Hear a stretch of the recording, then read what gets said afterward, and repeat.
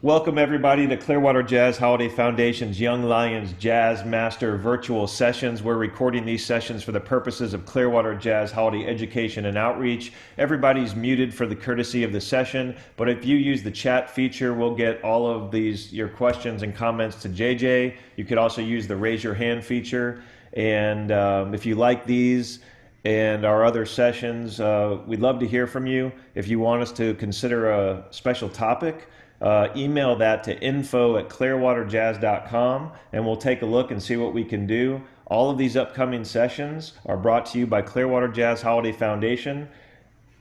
You can visit www.clearwaterjazz.com, the education and outreach page, and you can see all the upcoming sessions and Zoom information to join each session. We also have a new link called the Studio on the education and outreach page. If you click on the Studio, it will take you to all of these archived past sessions organized by instrument, and they not only will you be able to see all the full recorded sessions from all of these videos in short time, but also links to the session recaps, recommended listening links, and others. We're going to try to get a special link up for today's session for JJ in just a few moments, so you can click and go to a Spotify link and see some songs that he'll be referring to over time. So with that said, we have JJ Patishall back with us. JJ is special to the Clearwater Jazz Holiday community. He participates in a variety of different programs that we deliver throughout the year. One very special program that we have launched and are delivering is a Build a Guitar program that we do in connection with a Palm Harbor-based company called Best Corporate Events, where our community of support comes together and builds guitars and donates them to the neighborhood family centers in more economically challenged and underserved areas, and we deliver guitar lessons there. And we're doing those in person, but now virtually as well. In fact, JJ just did one great one this afternoon with 3 participating neighborhood family centers, which was just wonderful.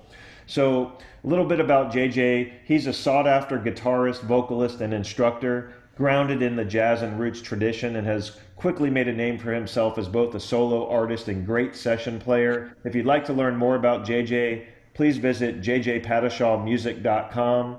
And we thank our many sponsors to help expand the reach of Jazz Holiday Outreach, including the Al Downing Tampa Bay Jazz Association and many others. JJ, welcome back to the Young Lions Jazz Master virtual sessions for your topic today, Jazz and Blues, different branches of the same tree. The stage is all yours, my friend. Hey, thank you as always, Steve, for that wonderful introduction. Welcome, everybody. Today is going to be a great session. It's going to be we're going to get into some material that is particularly, well, it's definitely an area of interest of mine as far as stylistically. And I think the cool thing about what we're going to get into today is that when we talk about jazz and blues, because when we have so many people that are coming to these sessions from different backgrounds, the blues to me is a great entry point to jazz, and it's a great, I guess for lack of a better word, it's a great bridge coming from, especially players coming from maybe perhaps more of a rock or folk background, and kind of dipping their toe into the jazz medium. Blues is a great entry point on that. So when we talk about jazz and blues, let's back up and look at the fact that the blues is kind of the through line that runs through so much of what we know today as what we would call Black American music. So under that umbrella, that's a pretty broad umbrella, but especially when we talk about American popular music, much of it is definitely rooted in the Black tradition, and Black meaning music derived from within the African American community. So that includes kind of in there, you have everything from gospel to blues to jazz, but also R&B, funk, rock, especially early when we talk about early rock, artists like Chuck Berry or Bo Diddley, they're all rooted in blues. We talk about soul music like James Brown, that's all rooted in blues. We talk about many of the New Orleans traditions, those are rooted in blues. Even, believe it or not, it's funny, but country music and bluegrass are rooted in many ways in the blues. So which is contrary to what many people might think, because it seems so opposite in many ways. But when you really look at whether it's song form, when you look at for me, it's always interesting to go into the early kind of influences of these styles. So whether we're talking about early Black spirituals, we're talking about early like, I guess what would you call like the field hollers that you would hear in work songs of Black slaves in the early formation of this country, music derived from that experience. All of that has had a huge imprint on the music that we know and love today. So we wouldn't have, besides, we mentioned James Brown, we wouldn't have a Louis Armstrong without the blues. We wouldn't have a James Brown. We wouldn't have a Nina Simone. We wouldn't have a Marvin Gaye. We wouldn't have a Bruno Mars. There's so many artists today that have a direct line to this thread. So it's important that one of the things that I stress with my students is when we get into this music, and it could be jazz, it could be country music, it could be any style, but it's really important to get in and understand where the music came from, to not to necessarily be a purist, but to at least have an understanding of the general kind of structure, the cultural background of those musical styles. Because in order to really interpret and kind of do something with it, you need to know where it comes from, and at least kind of the characteristics. It's kind of, if you're gonna learn to make Italian food or any kind of like that, you need to know what ingredients go into that style of food in order to that gives it that special quality that we have all come to know and love. So when we talk about jazz and blues specifically, they are, in a certain way, I guess you could look at them as sisters or cousins, however you want to talk about it. Essentially, let's call the grandparent or the mother would be, the parents would be, Africa and America.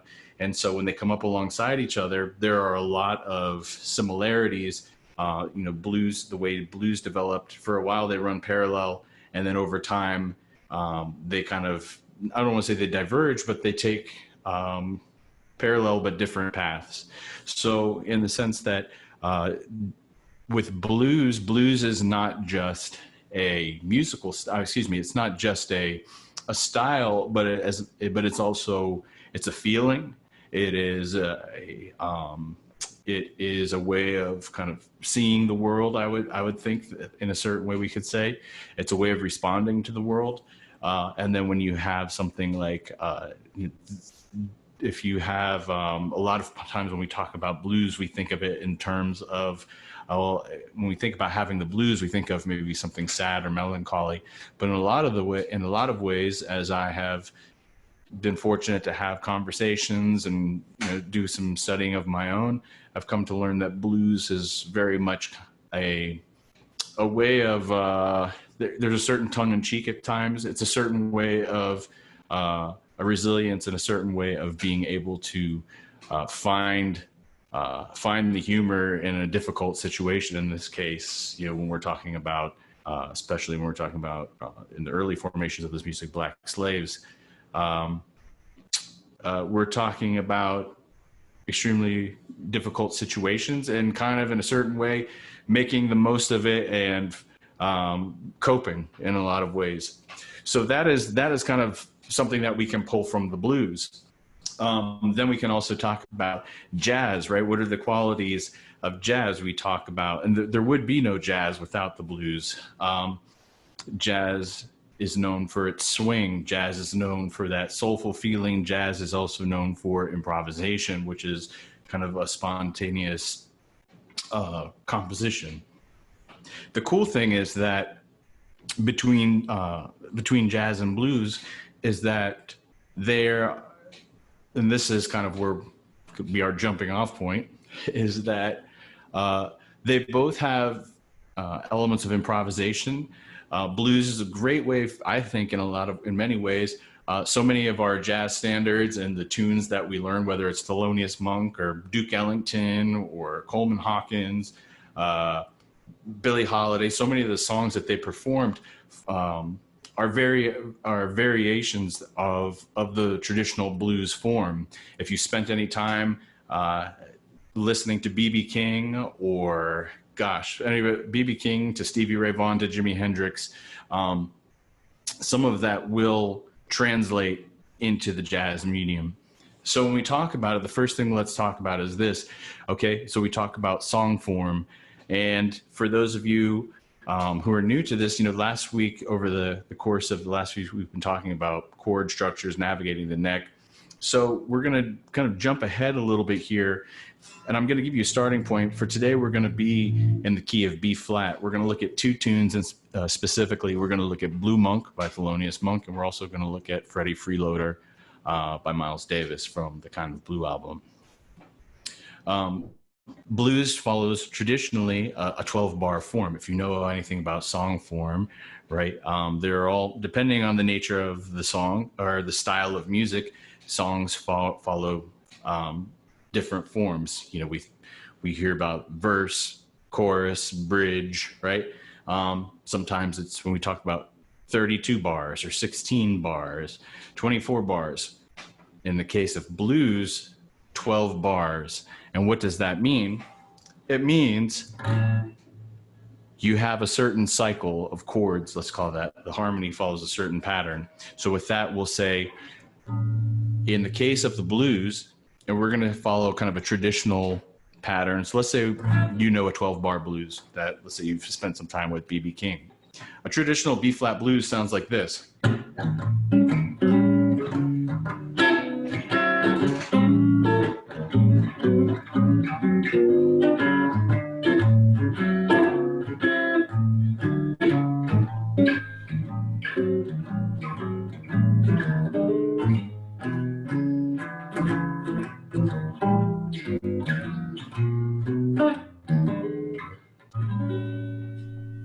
So the 12 bar, it basically breaks down to this. If it's a way of kind of subdividing the music. So let's say on the key of, when we're talking about the B flat, you're going to need a B flat. So it's going to be a B flat dominant 7 here, which is up here on the 6th fret. Your root here is on the 6th string. You're going to need an E flat 7. These are dominant 7 chords. So this one, actually we can play this shape right here for today that you've learned before.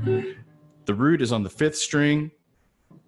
You bar it from the 5th down in the 6th fret, and then that's going to be your E flat, and you can take that same shape, shift it up 2 frets, that becomes an F dominant 7. So in blues, traditionally, there are different types and styles of blues, but the thing that's unique to blues also is that the majority of, traditionally, the song form follows a 1-4-5 progression. Remember, we talked about the 1, the 4, and the 5 is based off of the chords placement within a particular scale. So in this case, when we're talking about the B flat, and the key of B flat would be B flat, C, D, E flat, F, G, A, and then you're back to B flat. Well, it goes 1, that's the 1, that's B flat, 2, 3, 4 is E flat, and the next chord would be the F, which is the 5. Each of those chords is built off of that note in that scale, that particular note in the scale. So when I put that together, if you've ever heard something like this, we talked about early rock and roll.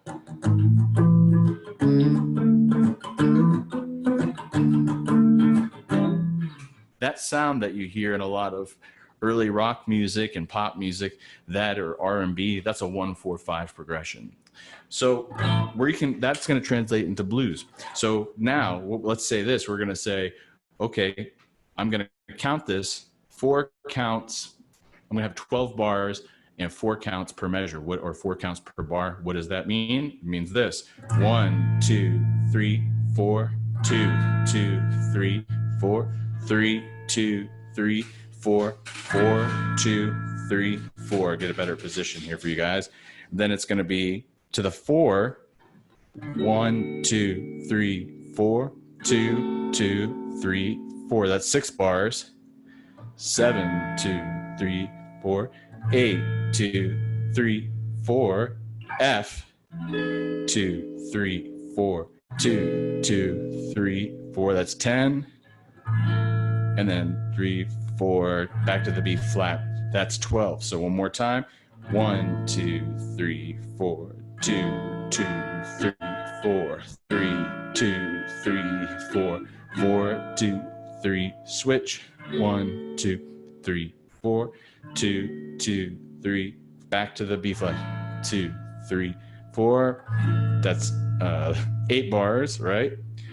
9, 2, 3. That's to the F. 2, 3, and then 11, 2, 3, 4, 12. Now it's just a traditional 1, 4, 5 progression. Okay. So the cool thing is that in jazz, you'll hear all sorts of variations. You might hear something like, you could follow just a straight form.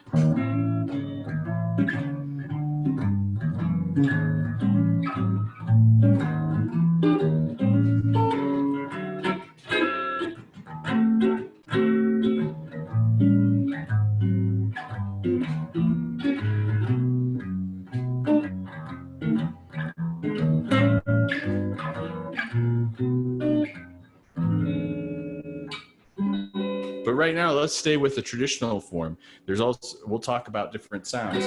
So in the case of a tune like, okay, so you've got the form. The trick is that when you approach a blues tune, right, is that you need to, form is key. You need to remember that form. So when you're playing along, especially whether you're playing solo, whether you're playing with a drummer in a full rhythm section, you need to be able to maintain the form. Practice. Set a basic tempo, a general tempo, 100 beats per BPM, however you want to send it, and see if you can maintain that form. You can create a basic rhythm. You could just do something like straight quarters, which is like the traditional jazz swing rhythm in this case. So.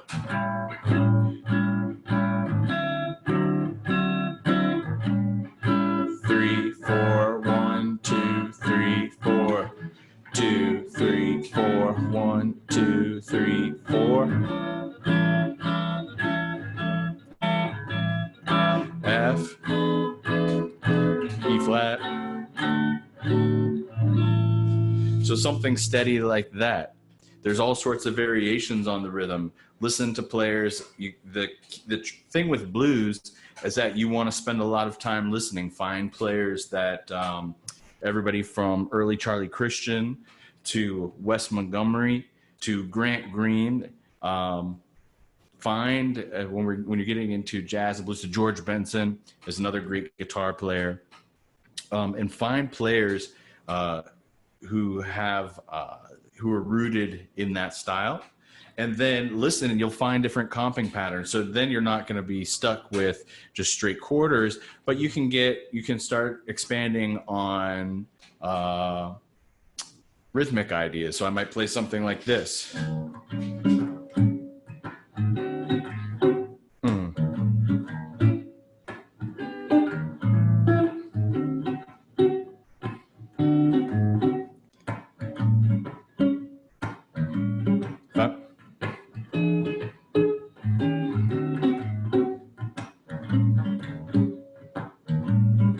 Maybe I'll do something like this.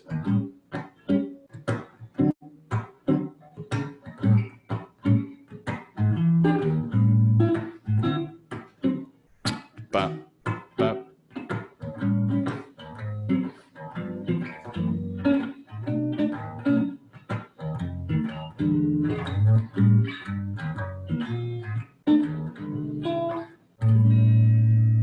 So coming up with kind of a handful of rhythmic figures. We call that comping. Okay. The cool thing about with something like blues, in whether you're getting to jazz or any other style for that matter, it's a real straightforward song form. So it always goes, it's some variation of the 1, 4, 5. Remember, all the chords are generally going to be dominant 7 chords, which is different from like a typical pop song where everything is, or rock song where everything is major. So everything is dominant.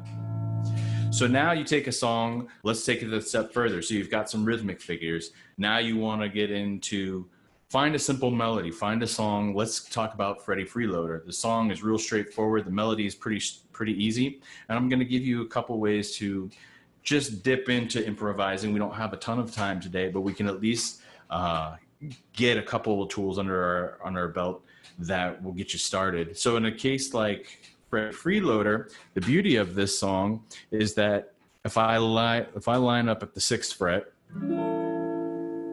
play my dominant, right here, I can stay in that same position, because when we talk about positions, we're meaning that on every fret, essentially there's a position. So if I'm at the 5th fret, that's the 5th position, wherever my first finger lands.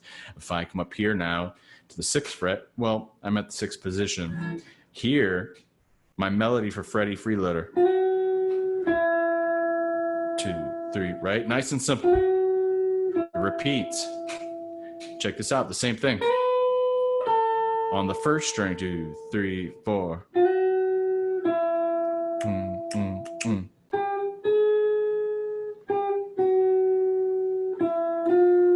I'll play it one more time. 2, 2. It's going, I'm starting here. I'm on the 8th fret. And these little things, the cool thing about the blues, right? You don't hear quite as much in earlier jazz. I guess you wouldn't hear as much, let's say, when you think about players like B.B. King and you think about string bands.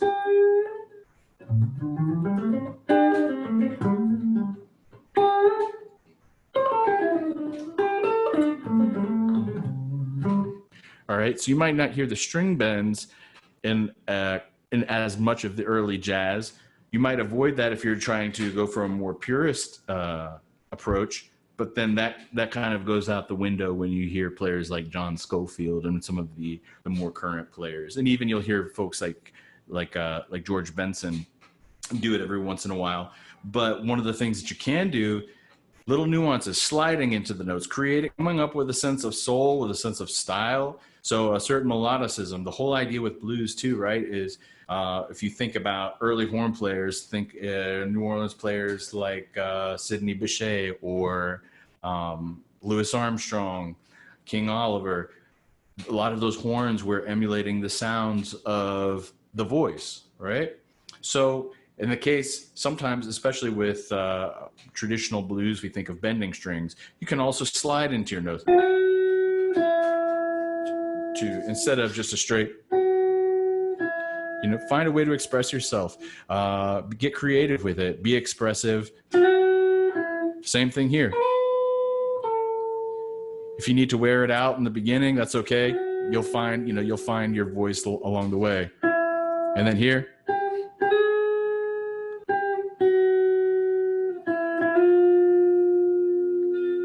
And eventually.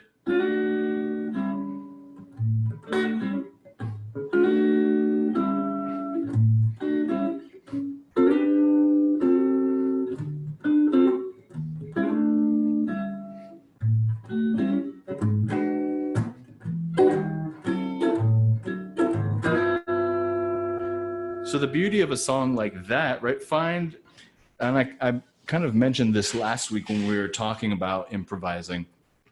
Finding melodies that, simple melodies. You don't have to play something super, you don't have to play a melody like Straight No Chaser. You don't have to play Donna Lee.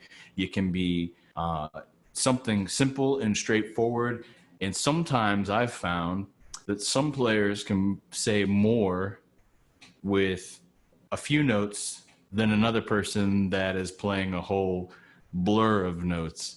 All right. So sometimes it's not how many notes you play, but the way you play the notes. So when I do that, this is a straightforward, and essentially when you think about this, and you can take the same approach when you create your own melody, when you start to improvise. So check this out. Freddie Freeloader is a great example. So in this case, all he does over the 4, which is the E flat, it's basically the same thing, right? The only difference is here, little chromaticism.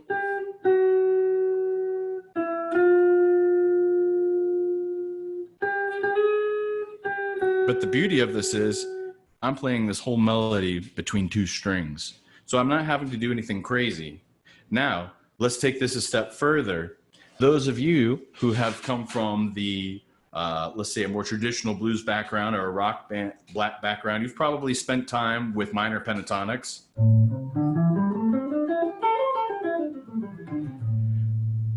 Or maybe the blues scale.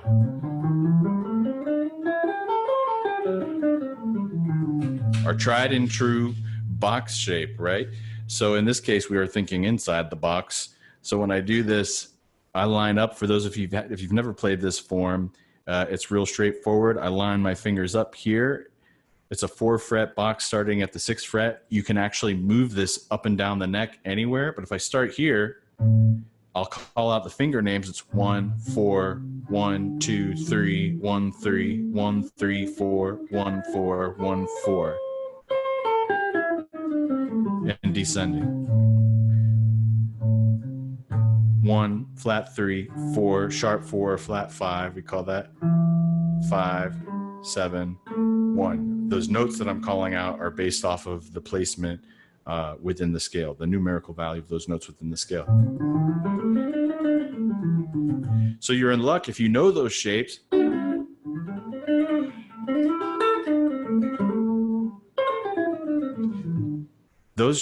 All those shapes that you've learned, those scales that you may have played over all your early licks, those are going to translate just fine, at least to get you started in playing some jazz. All right, you can bring those scales.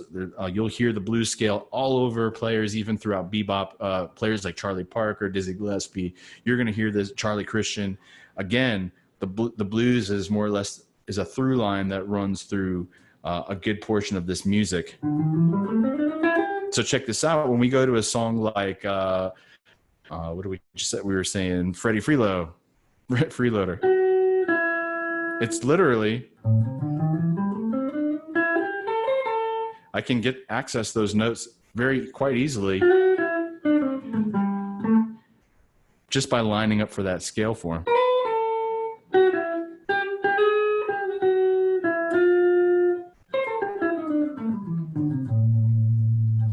You can also do things like playing over. You'll be able to experiment with different modes. One of the things sometimes that separates jazz from blues, I can play, if I'm playing I could play a major pentatonic over those dominant 7 chords.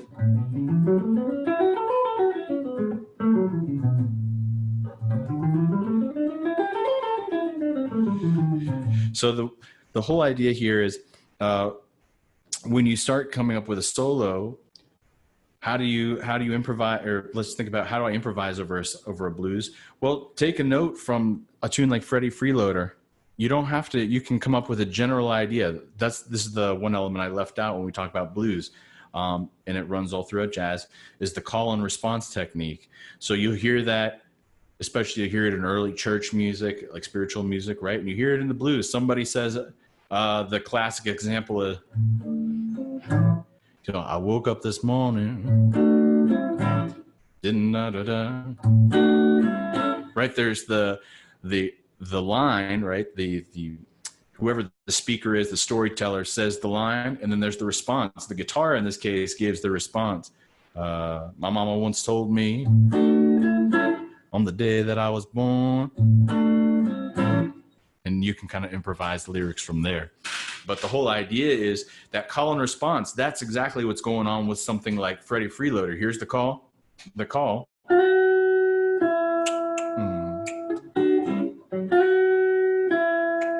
And And then here it comes again.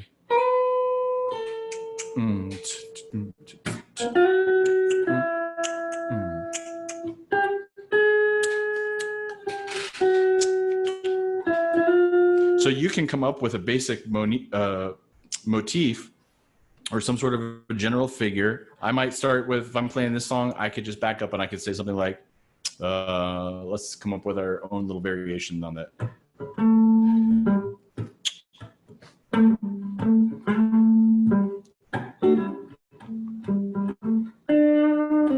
You can take the same idea, just changing the notes.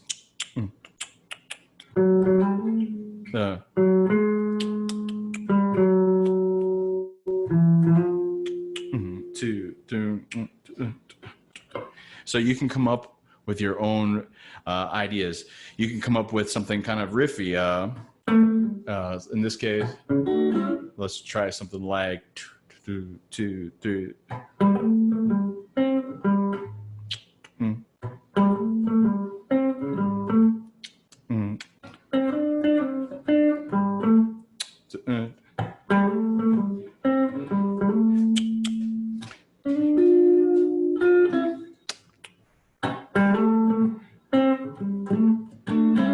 So keeping it simple is a great way to do it. Come up with a general catchy little rhythmic figure of some sort. It can be a sustained line like we did. It could be something chromatic. We don't have a lot of time, but right here we can get into some.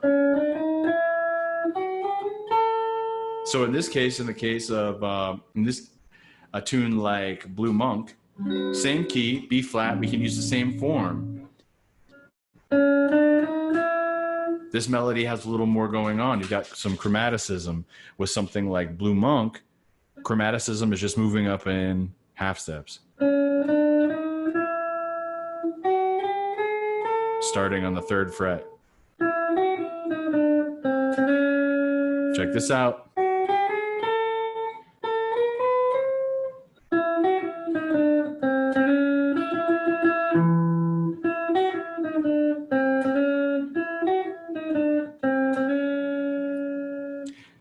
If you notice with that song, it was the same idea here.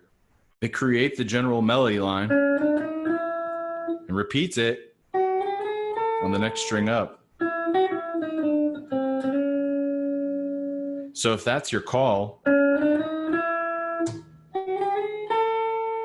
here's the response. Here it is. Call, response.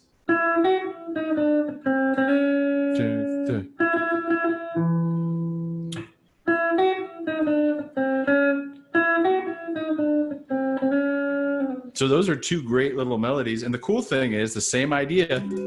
I can start here in this particular case on the Thelonious Monk tune. I'm starting on this is a D. So that's like the 3 of the B flat chord. So I can take that same idea. Let's say.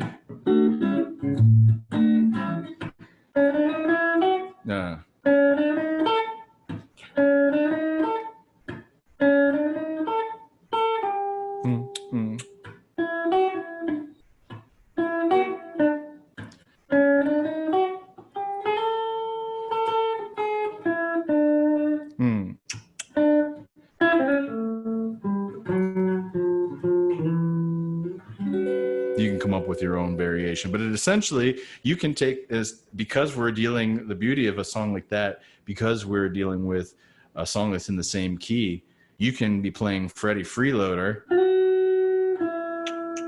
2, 3, 4.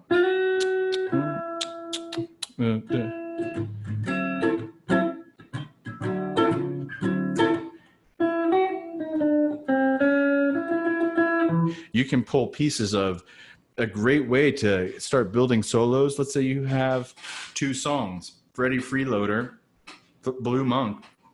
Take pieces of those songs, find the riffs within those tunes that you like, and you can start piecing together your own concept of a melody or a riff of some sort just by spending time learning those melodies. So I might go, let's try that again.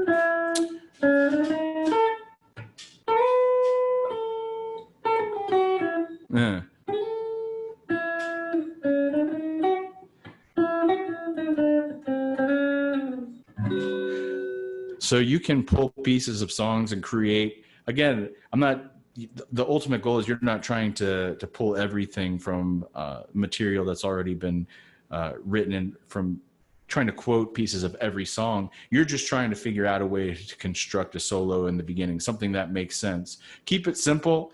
Like I said, it could be a sustained line, it could be something riffy, but remember, 3 things you want to think about when getting into the blues. First and foremost, song form, 12-bar song form. All right, there are variations, but to get started, if you can play your 12-bar blues, 1, 4, 5, at least have 1 to 2 chord forms per chord. Get some rhythmic ideas. Find a player that you like. And it doesn't have to be a guitar player. It can be a piano player. It could be Monk. It could be Art Tatum. It could be somebody, whoever is playing the blues that you like. Bud Powell. Find a comping style that you like and apply it to the guitar. Third, when you're putting together, beginning to put a solo of some sort together, it's your turn to improvise. Keep it simple. Learn the melody, learn simple melodies, and imitate those ideas, whether it's a chromatic line, whether it's a more melodic, simple line, right? Last week we talked about like the tune Oye Como Va, right? A simple but catchy melody is all you need. So doing something like that, you could create a basic rhythmic idea, rhythmic motif, coming at it from as many angles as you can. Listen to as many different types of players, because especially today, the way there are through lines that run from Wes Montgomery to John Schofield, but somewhere in there, you're going to find your voice and your own approach. And, it's kind of it's a gumbo of all the music that you've been listening to up to this point. I have included, and I think we've got that up. We're going to get that up on the site. We're putting a playlist together, just a good overview. I'll create a blues playlist specifically, but I've also created a playlist on Spotify where you'll be able to just see a good cross section of all types of guitar players. And I just call it kind of a jazz guitar gumbo. Some of it is straight ahead. Some is more fusionistic. Some is a little more funky. And some is music that is not necessarily what we would call jazz, but it's definitely jazz influenced. So spend some time with that, because, today there's so many creative players and so many different ways to approach it. But the blues is always a great way to find your way into jazz. And once you start doing that, you'll start to discover all these different variations of the blues form, different variations of the style, depending on where somebody's from or, what their own personal influences were. So, but with that, if we have any questions, we can open that up, Steve. But I think that's a good stopping point for the moment. What another great session, JJ. Thanks so much for being with us. I've in the chat feature, I have included a link to your Spotify playlist on our Spotify channel, which we're calling the JJ Patishall's Jazz Guitar Gumbo playlist. So you guys can access it from the chat feature here, or go to our studio page where we've archived those sessions. I've also included that link. We've got some wonderful sessions coming up. On clearwaterjazz.com's education page, you can see all of the Zoom links to join those sessions. Just to touch on a few of them coming up that we're excited about. We love having Frank Williams and Tyler Wortman with us on their ever-evolving trombone series. On Monday, they're going to be doing a session on scale mode applications. We've got Austin Vickery coming back with us on a saxophone series, and just a lot of great sessions from great players, with more being added often. So JJ, I don't see any questions specifically in the chat feature now, so I think we can go ahead and wrap up. As always, it's awesome to have you with us, and we look forward to additional sessions with you as well in the future. So thank you for being with us. Hey, thank you for having me, and it's we'll see all of you real soon. All right. All right, everybody. You other two, you guys behave. Be well out there, stay safe, and keep playing, everybody. Take care. All right, bye, guys.